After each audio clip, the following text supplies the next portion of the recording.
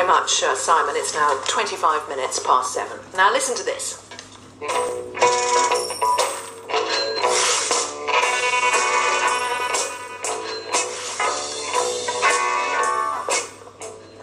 Money, of course, from Pink Floyd's album Dark Side of the Moon. Perhaps just as famous as that track is the album cover that went with it. A black background with a prism refracting white light into a rainbow. It was partly designed by Storm Thorgerson, who has been described as one of the best album designers in the world. Douglas Adams said that of him. He died yesterday at the age of 69. Well, someone who worked with him on that cover and many others is Aubrey Powell, who joins us on the line now. Good morning. Good morning. And our condolences to you on his death. Thank you. Yes, it was a very sad day yesterday. Now that album cover, that was your first big hit together. I mean, and it really was just a huge hit, wasn't it?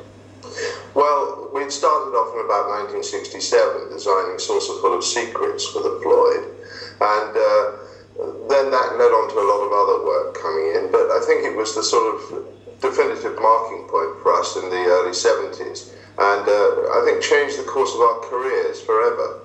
Right through to the present day, and we've always been known for that. There were other covers we did, of course, and Storm was a great influence and a very big ideas man. For example, Led Zeppelin's Houses of the Holy, things like that. So yes, it was a turning point for us, and I think it was a turning point for album covers generally. I know, I mean, I'm just reminding, it's interesting, I've just put in the images of Storm Thorgerson in, and there are so many very, very famous images for which the two of you were responsible. And yet you had a very volatile relationship, didn't you? We did. I mean, I think that's why we worked together so well. Storm was very much the ideas man, and I was very much the photographer. And we had a lot of disagreements. We were very entirely different personalities. And often a Hasselblad would be seen flying out of the window of the studio. But I have to say that it worked, and the chemistry worked. And because not only were we partners in this design company, we were also best friends. And somehow we just gelled. And thinking of ideas came to Storm very easily. He had a vivid imagination. And he thought laterally. He wasn't interested in putting pictures of blokes on the front of album covers. He wanted to think of things that people would stimulate the imagination.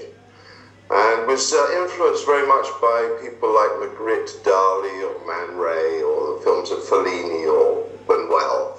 And, the ideas that he came up with stimulated me, and in some ways he was a mentor to me as well. He was slightly older than me, but we were like brothers in arms. And can I ask you, when he'd come up with an idea, I'm just wondering how the process worked, because some of them are, they are surreal, they are mad, wonderfully mad ideas.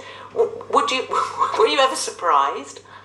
Oh, many times, yes. I always remember a classic example of when we went to see Led Zeppelin.